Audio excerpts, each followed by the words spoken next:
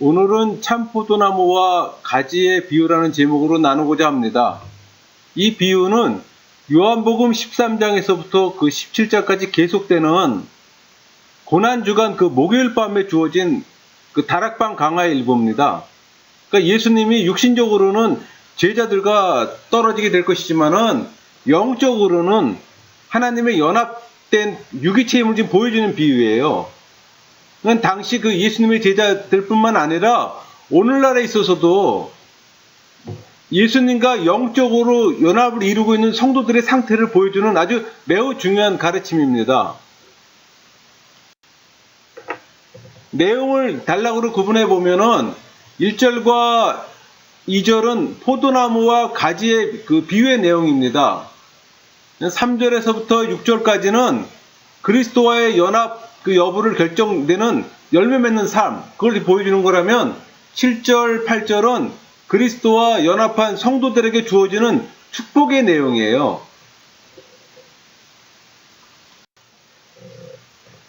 1절에 나는 참 포도나무요 내 아버지는 농부라. 많은 내용이 들어가 있는 건데 여기 참이란 그 불완전에 대조된 완전, 그림자에 대조된 실물, 그걸 가리키는 거라면은 포도나무는 이스라엘 백성을 가리키는 비유입니다. 그러니까 이 시대의 성도도 해당되겠죠. 그러니까 이 말씀 속에 내포된 당시 그 이스라엘의 실상은 무엇인고 하니 그들은 가짜 포도나무이거나 불완전한 포도나무라는 거예요. 그러니까 성경은 여호와의 그 포도원으로 지칭되는 그 이스라엘의 열매 없는 형편없는 포도나무라고 여러 번 얘기를 했어요. 이사야 5장 2절에서도 그렇게 언급되어 있습니다. 그러니까 그들은 자기들을 구원하신 여호와의 기대에 전혀 부응하지 못하는 불완전한 포도나무인 거예요. 그러니까 이스라엘 백성 자체가 불완전한 존재인 거예요. 그러니까 구약에서 포도나무의 상징이 언제나 타락의 개념과 함께 쓰인다는 사실도 여러분 꼭 기억하길 바랍니다. 내 아버지는 농부라, 이 표현은 예수님께서는 당신 누구신지 지금 밝히는 거예요. 그러니까 성부 하나님이 누군지. 그러니까 예수님을 참 포도나무로 세우는 이는 하나님 아버지라는 얘기예요. 그러니까 내 아버지라는 이 호칭은 예수님께서 당신 혼자만 사용되는 겁니다. 그러니까 당신이 성자 하나님이심을 지금 선언하는 거예요.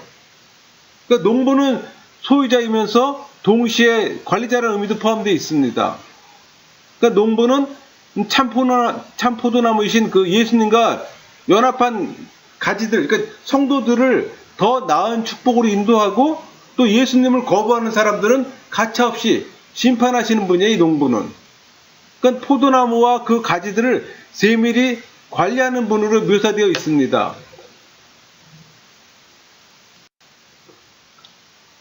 2절에 물은 내게 붙어 있어 열매를 맺지 아니하는 가지는 아버지께서 그것을 제거해 버리시고 물은 열매를 맺는 가지는 더 열매를 맺게 하려 하여 그것을 깨끗하게 하시느니라. 여기서 제거해 버리시고의 그 목적물은 열매를 맺지 않는 가지가 됩니다. 그러니까 구체적으로 표현하면은 예수님을 거부함으로써 열매를 내지 못하는 무익한 표면적 유대인이나 표면적 그리스도인이 되겠죠. 그러니까 행함이 없는 성도들을 제거한다는 거예요, 지금 이 말은. 그러니까 다른 말로 하면은 예수님을 거부한 유대인들과 마찬가지로 스스로 예수 안에 있다고 여기고 또 믿음이 있음을 자랑하면서 행함이 없는 자, 그러니까 사실 믿음이 없는 자죠. 그러니까 하나님 약속에 참여하지 못하는 자들입니다. 그러니까 믿음은 행함을 통해서만 증거되잖아요. 그러니까 입술의 고백은 믿음의 잣대가 될 수가 없어요. 말만 해 횡치 않는 유대 지도자에 대해서 지금 예수님께서는 마귀의 자식들아 지옥의 판결을 피하지 못할 것이라고 마태복음 23장 33절에서 경고했어요. 여기서 깨끗하게 하시느니라 카다이레이, 헬라어는 카다이레이인데 물리적 의미뿐 아니라 그 도덕적이나 종교적으로 깨끗하게 한다는 의미예요. 그러니까 포도원 지기가 좋은 가지를 잘 손질해 주시지 하나님께서도 열매를 내는 성도들에게 특별한 관심을 나타낸다는 얘기예요. 이와 같은 의미로 볼 때 깨끗하게 하는 과정이 때로는 고난일 수도 있습니다. 그런 의미에서 하나님 일에 충실한 자들에게 고난이 닥치는 것은 어찌 보면 더 많은 열매를 맺게 하려는 하나님의 훈련 과정으로 봐도 됩니다. 너희는 내가 일러준 말로 이미 깨끗해졌으니, 여기서 내가 일러준 말은 예수님의 말씀이에요. 그러니까 복음이죠. 오늘날은 성경 말씀입니다. 그러니까 죄로 오염된 인간이 깨끗하게 되는 유일한 비결은 죄의 문제를 해결해야 되잖아요. 근데 죄의 문제를 해결할 수 있는 거는 예수님 말씀을 믿는 것뿐이 없어요, 여러분. 그러니까 성경이 가르치는 믿음을 통해 거룩해지는 거예요. 그 칭의는 예수님 말씀 믿는 자에게 하나님께서 주시는 위대한 선물이잖아요. 여러분, 누구나 예수님 말씀 믿는다고 하지만 깨끗하게 되는 건 아니에요. 그 말씀의 계기가 돼서 바른 믿음을 가질 때 비로소 깨끗하게 됨을 유념해야 됩니다. 그러니까 제가 믿음 강의에서도 얘기를 했지만은 하나님의 말씀이 우리의 영혼의 의지를 타치할 때 그때 우리가 중생하고 회심한다 그랬잖아요. 지금 그걸 설명하는 거예요. 그때 우리가 믿음이 형성되는 거예요. 근데 그 믿음은 내가 믿다 그런 개념이 아니고 그 말씀이 우리 안에 우리 영혼의 의지를 타치할 때 그때 믿음이 생성되는 거예요. 그럼 그 믿음은 무슨 믿음이에요? 예수 그리스도를 아는 믿음이에요. 예수 그리스도를 아는 그 지식이 믿음이에요, 여러분. 그리고 그 예수 그리스도를 아는 지식은 성령의 조명하에 의해서 또 성령의 인침받은 사람이 그런 사람에게 주어지는 예수 그리스도의 지식을 알 때 그때 믿음이라고 우리는 얘기를 하는 거예요. 그러니까 여기서 말씀하는 게 바로 그거예요. 그러니까 예수님이 메시아이면서 살아계신 하나님의 아들이심을 믿는 사람, 더 나아가 그분을 자기의 인생 속에 주인으로 모셔드리는 사람만이 깨끗함을 잊게 되는 거예요. 4절에 내 안에 거하라 나도 너희 안에 거하리라. 가지가 포도나무에 붙어 있지 아니하면 스스로 열매를 맺을 수 없음같이 너희도 내 안에 있지 아니하면 그러하리라. 여러분, 하나님이 기뻐하시는 열매들을 낼 수 있는 유일한 방법이 예수님 안에 거하는 것을 강조하는 겁니다. 그러니까 예수님 안에 거한다는 것은 바로 그분과 영적 교제를 지속적으로 가지는 것을 의미합니다. 아무리 좋은 포도나무 가지를 할지라도 줄기에서 잘려오면 더 이상 열매를 내지를 못하잖아요. 그러니까 예수님과 관계가 단절되거나 사귐이 끊어진 성도들은 하나님께서 요구하시는 열매를 낼 수가 없습니다. 누구든지 정상적인 그리스도인의 삶을 추구한다면 예수님과의 사귐을 중시해야 된다는 사실을 강조하는 거예요. 그러니까 예수님과의 영적 사귐은 믿음과 순종을 전제하잖아요. 그러기 위해서는 내 안에 거하라 이 명령을 하시는 거예요.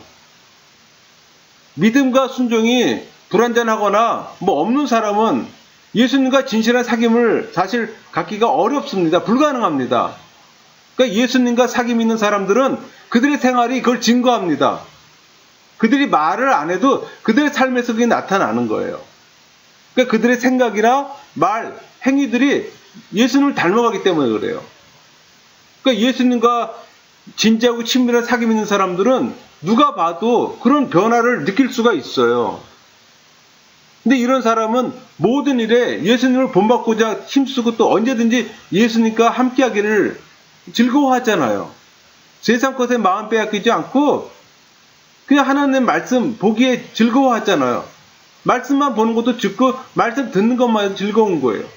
말씀을 연구하는 것도 즐거운 거고. 그런 모습들이 나타나요. 5절에 나는 포도나무여 너희는 가지라. 그가 내 안에 내가 그 안에 거하면 사람이 열매를 많이 맺나니 나를 떠나서는 너희가 아무것도 할 수 없음이라.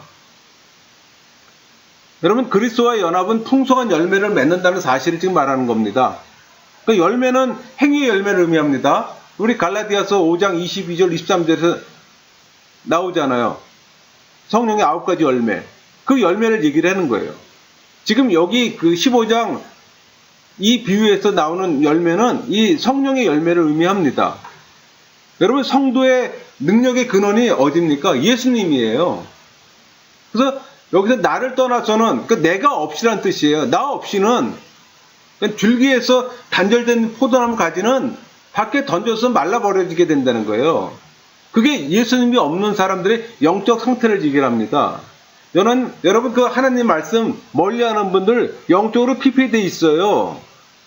세상 것으로는 충만할지 모르지만은 영적으로는 피폐한 상태입니다. 그 피폐한 상태를 풍성하게 하는 게 하나님 말씀이거든요. 근데 말씀을 안 보게 되면 피폐하면 당연한 거죠. 그러니까 성경 지식이 많고 또 외적으로 성공적인 삶을 살고 있는 것처럼 보일지라도 예수님 없이 살고 있다면 결코 열매를 맺지 못합니다. 그러니까 예수님께서 우리 개개인의 중심에 계셔야지만 우리가 흔들리지 않고 올바른 방향으로 나아갈 수가 있는 거예요. 그게 하나님께서 기뻐하시는 신앙의 열매로 또 나타나는 거고요. 그러니까 예수님과의 교제의 단절, 그건 우리의 삶을 황폐하게 만듭니다. 삶의 실패자가 되게 합니다.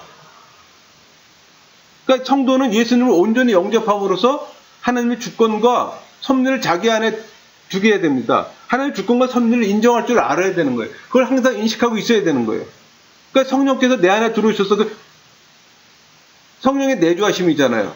그렇게 성령의 내주하심이 있을 때 성령께서 내 안에서 모든 걸 주장하시는 거예요. 나의 의지가 강해지는 거 아니라 내 의지는 죽이고 성령의 활동을 활발하게 하는 거예요. 그때 성령님이 내 주인 되고 내가 성령 충만이 이루어지는 거예요. 그런 상태가 바로 그리스도와 신비적 연함을 이룬 그 상태입니다. 그런 것들이. 그러니까 이런 사람이 많은 열매를 맺는 건 당연한 거고 농부가 기뻐할 수밖에 없는 성공적인 삶의 그게 영적인 삶의 그게요. 6절에 사람이 내 안에 거하지 아니하면 가지처럼 밖에 버려져 마르나니 사람들이 그것을 모아다가 불에 던져 사르니라.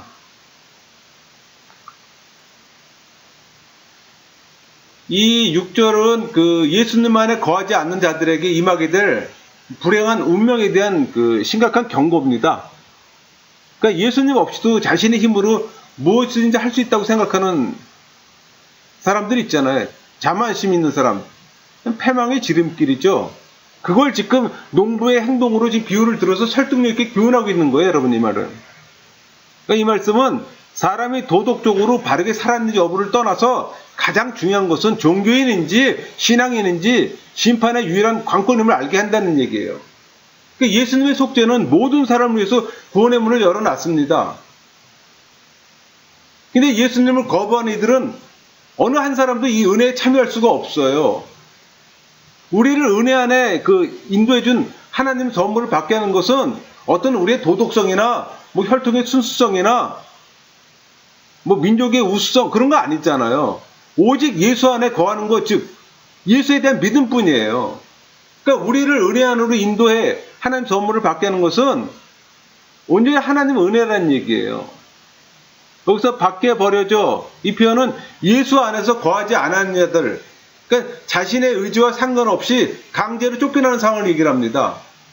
어떤 사람 쫓겨나기를 원합니까? 그러나 자기의 의지와 상관없어요. 그게 쫓겨나는 거예요, 강제로. 그러니까 심판의 즉각성과 더불어서 결정적인 필요성을 가진 그걸 강조하기는 하나의 어떤 의도적인 표현이에요. 그렇다면은 밖에 던져져 말라질 가지는 누굽니까? 예수님 당시에는 표면적 유대인이에요. 이 시대는 종교인들입니다. 유대인이라는 이유만으로 구원이 가능하다고 믿었잖아요. 근데 예수를 거부하는 이들은 약속의 기업에서 쫓겨날 수밖에 없어요. 선민이라고 선택된 백성이라고 하지만 이 시대에 예수님을 주라 부르면서 하나님의 뜻을 쫓지 않는 이들 많잖아요. 그들이 다 여기 포함되는 거예요. 이 밖에 버려지는 이 나뭇가지처럼. 그들이 인기 있는 영적 지도자건 능력을 행하는 이들이건 전혀 문제가 되지 않습니다. 예수님 안에 거하지 않는 것은 하늘에 계신 그 아버지의 뜻대로 행치 않는 자들이잖아요. 한마디로 얘기하면 그리스도인이 아니에요, 그 사람들은. 그리스도의 모양을 갖고 있는 것 뿐이지. 여기서 마르나니 헬라어로 엑셀란데입니다. 말라버리다, 치들어버리다 뜻을 갖고 있어요. 그러니까 예수님을 거부하는 사람들의 영적 상태를 지금 말하는 거예요. 그들은 마치 아궁이에 던져서 버리기 위해서 그 말라 배틀어진 나뭇가지처럼 마지막 그 심판을 기다린 자들입니다. 그래서 사람들이 그것을 모아다가 불에 던져 사르니라. 이 표현은 그들이 당면하게 될 심판의 불가피성을 경고하는 겁니다. 여러분, 누구든지 예수님을 거부할 수 있습니다. 근데 그 대신 거부하는 그들에게는 하나님의 불같은 진노와 엄정한 심판이 뒤따릅니다. 이 6절에서 강조점은 밖에 버려진다는 사실이에요. 예수 안에 있지 않는 자는 이 버려지고 결과적으로는 말려서 심판받게 된다는 걸 강조하는 내용이에요.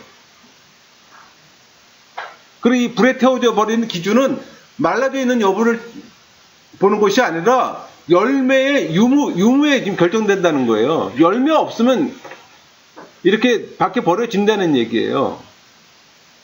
하나님께서는 겉으로 아무리 훌륭해 보인다 할지라도 열매 없는 가지는 결국 잘라내서 불태워버리잖아요. 그러고 것은 마르게 해야 되잖아요. 젖은 거 태우기 어렵잖아요. 그러니까 마르게 내던져지는 거예요. 그러니까 진실된 신앙의 열매가 없는 사람은 구원의 대상에 포함시키지 않으면 지금 보여주는 말씀 구절입니다. 7절 너희가 내 안에 거하고 내 말이 너희 안에 거하면 무엇이든지 원하는 대로 구하라. 그리하면 이루리라. 이 7절은 예수님과 연합한 자에게 주어지는 축복에 대한 약속입니다. 그러니까 그리스도와 연합한 자의 기도가 능력이 있음을 또 알게 하는 말씀이기도 하고요. 그러니까 그리스도 안에 있는 자가 누굽니까? 그리스도의 말씀을 그 속에 갖고 있는 자예요. 그러니까 내 말이 너희 안에 거하면 이 말씀은 주님의 말씀이 우리 영혼에 자리매김한다는 거예요. 여러분 중생화 회심한 크리스찬 이들의 생활은 기도 응답의 조건이 됩니다. 그러니까 주님과 연합하는 것은 주님과 동행하는 것은 기본이고 순종이 수반돼야 되잖아요. 그러니까 외부 생활에서 근근히 하나님 뜻에 순종하는 얕은 경건이 아니고 하나님과 깊은 관계 안에서 나타내는 어떤 내면적 경건을 지금 생활하는 자가 구하는 것을 얻는다는 메시지예요. 그런 자에게 하나님께서 주셔야죠. 당연한 거죠, 그거는.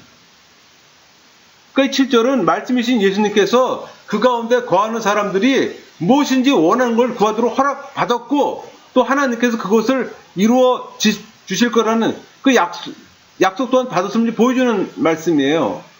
그러니까 이 말씀은 예수님 당시 제자들뿐만 아니라 이 시대에 살아가는 우리들에게도 그 위로의 말씀이 되는 겁니다.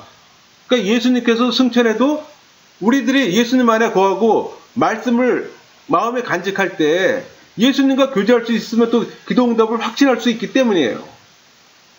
말씀이 내 안에 거할 때. 그러려면 중생을 회심한 크리스찬이어야 되잖아요. 8절 너희가 열매를 많이 맺으면 내 아버지께 영광을 받으실 것이요 너희는 내 제자가 되리라. 이 8절은 그리스도와 연합한 자들에게 주어지는 축복의 약속입니다.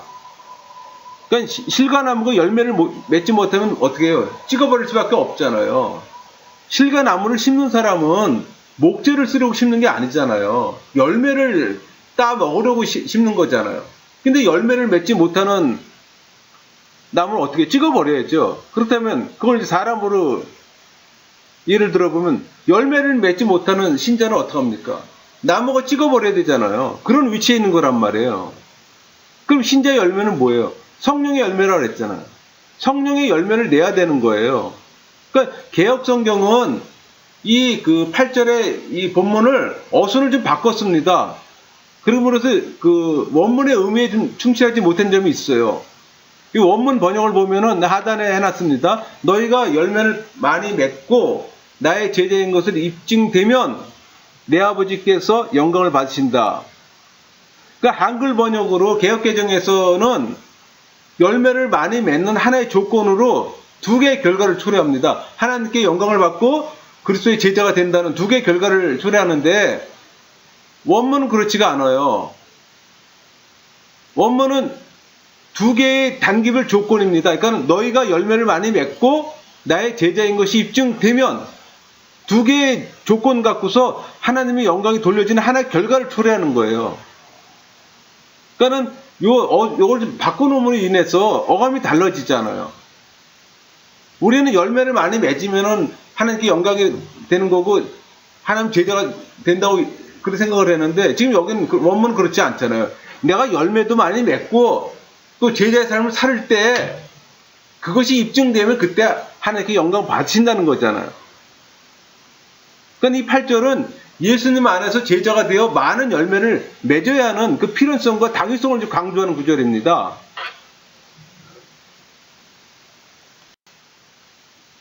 여러분, 이 포도나무와 가지의 비유 핵심 메시지는 간단해요. 인간은 오직 생명과 구원해 주신 예수님 안에서만 영생을 보장받는다는 거예요. 그게 핵심 메시지예요. 그러니까 포도나무와 가지는 생명의 관계잖아요. 그러니까 가지는 포도나무 안에 거할 때 열매를 맺을 수가 있잖아요. 잘려나가면 열매를 못 맺잖아요. 우리는 어디에 붙어 있습니까? 우리는 예수님께 꼭 붙어 있어야 돼요, 여러분. 여러분 모두가 예수님을 통해 영적 영양분을 공급받아서 바른 믿음을 유지하시기를 소망합니다. 마치겠습니다.